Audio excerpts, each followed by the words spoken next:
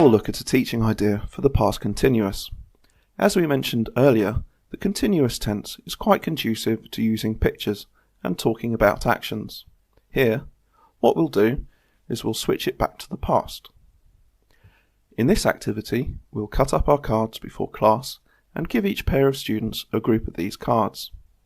What they'll do is flip over a card at random. They'll need to choose a time and then create a sentence for what the people in the pictures were doing at that time. So if they pick up this card here, a possible sentence might read, "At 3 o'clock yesterday, he was studying." Bear in mind that the same activity can be used for different purposes. We could use the same activity we just saw with students who are more comfortable with the past tenses and contrasting them. Here, we might compare and contrast the past simple to the past continuous. Again, we would cut up our cards, have our students turn the cards over at random, but now they'll make sentences such as, "While I was studying yesterday, I received a phone call." "While she was swimming, she saw a shark." Very similar to presenting a picture with activities to students and having them report what the people are doing at the present time using the present continuous tense. What we'll do here is have the students do the same thing.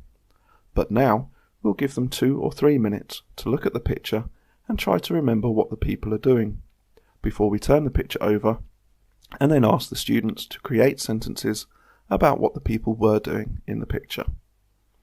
Hopefully, the students would be able to create sentences such as, "A woman was bringing flowers to her mother." "A man was pouring water." "A doctor was showing an X-ray to the patient." Remember that most activities can be varied so as to increase interest levels. If you've got a nice competitive group of students who feel confident about their grammar, you could create the same activity but make it into a competition. So after the 2 minutes of memorizing the picture, you turn the picture over and challenge each group of students to come up with more sentences than the other groups.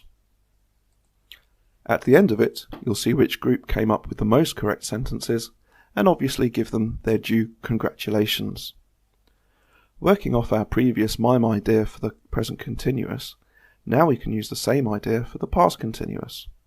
The key difference here will be that while a student is doing the mime, the students in the audience are not able to guess what the person is doing. Rather, you'll have them stop first, then have the group making sentences for the past.